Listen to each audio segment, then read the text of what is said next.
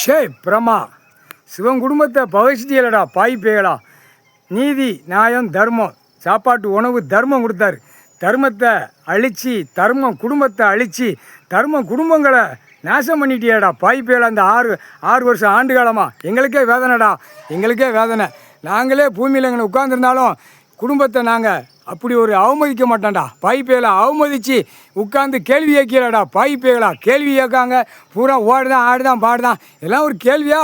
இப்போ அடிப்பார் நீதிமன்றம் கோர்ட்டுக்கு இன்று நாள் காலை வைக்காரு நீதிமான், கடவுள் வைக்காரு. கடவுள் வச்சா என்ன ஆகும், என்ன நடக்கும், என்ன ஆக போகுதுன்னு பார். அதுக்கு தான் ஓலை கணக்கை விட்டுட்டு ஓலையை விட்டுட்டு கணக்கை விட்டுட்டார் ஓலைன்னு.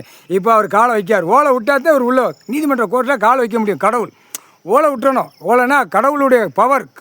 கைலாசத்தில் இராணுவ நீதிமன்றம் கோர்ட்டு ஓலை கொடுக்கணும். ஓலை யார் கொடுக்கா? ஆமை கொடுக்கு. ஆமை தான் கைலாசத்தில் வானரப்படைக்கு உள்ள கணக்கு, இராணுவ வீரருக்கு உள்ள கணக்கு ஆமை கொடுக்கணும். இப்போ அமீனா இவன் வச்சுருக்கான். யார்? மானிட பிறவி நீதிமன்ற கோர்ட்டில் அமீனான்னு வச்சுருக்கான். இது ஆமை கொடுக்கு. ஆமை கொடுத்தா என்ன ஆகும்?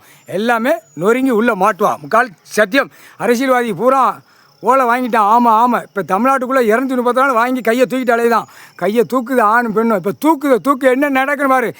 ஆமாம் போய் ஓலை உன் கையில் இருந்தால் அப்படியே அரசியல்வாதி ஒவ்வொரு இடத்துல அடிபட்டு சாவான். வெட்டு குத்து பூத்து கீத்து எல்லாமே நொறுங்கி போவோம். ஓட்டு புத்திர எல்லாமே இப்போ அடிக்க விடுவார். முக்கால் சத்தியம். நீதிமான அலக்கடிக்காதீங்கடா, நீதிமான கையெடுத்து கும்பிடுங்கடா. மானிட பிறவி அகம்பாதம் முடிச்ச முட்டா பேகலா. முக்கால் சத்தியம்.